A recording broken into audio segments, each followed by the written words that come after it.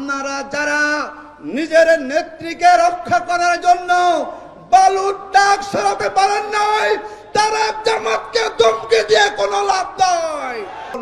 5ই আগস্টের পরে বাংলাদেশের মানুষের কাছে সবচেয়ে জনপ্রিয় সংগঠনের নাম হচ্ছে বাংলাদেশ জামাত ইসলামী।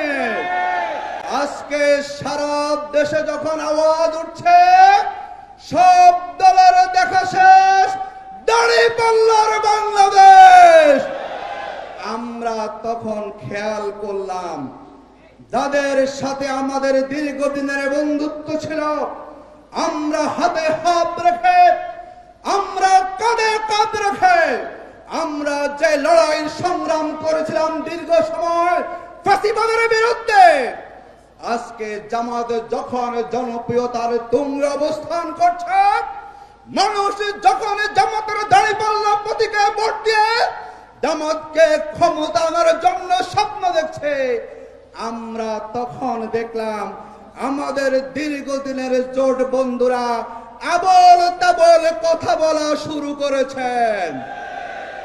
আমরা দেখলাম নোয়াখালীর এক নেতা দুঃসাহসী বক্তব্য দিয়েছেন যে আওয়ামী লীগকে নিষিদ্ধের আগে জামাতকে নিষিদ্ধ করা প্রয়োজন।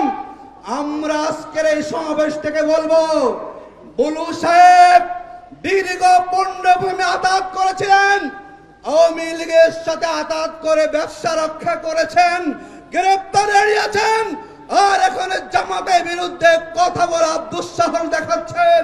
এই দুঃসাহসকে আমরা বরদাস্ত করব না। জামাত ইসলামী বাংলাদেশের কোন কচু পাতার পানি বলেন তো? আওয়ামী লীগ আমাদেরকে চেষ্টা করেছে, পারে নয়। আর আপনারা যারা নিজের নেত্রীকে রক্ষা করার জন্য বালুর দাগ সরাতে পারেন নাই, তারা জামাতকে ধমকি দিয়ে কোনো লাভ নয়।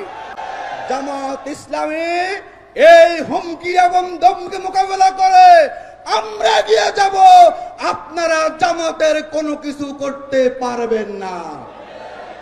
আমরা দেখলাম আরেকটা এখন দল, তাদের আমরা সমালোচনা করতে চাই না, তারা যখন হামলা শিকার হয়েছেন আমরা প্রতিবাদ করেছি, এখন দেখলাম তারাও একই সুরে ওই ফ্যাসিবাদ যেই ট্যাগিং দিয়ে জামাতকে মোকাবেলা করার চেষ্টা করেছে, দেখলাম নতুন দল তারাও একই ট্যাগিং দিয়ে জামাতের উত্থানকে ঠেকানোর চেষ্টা করছে।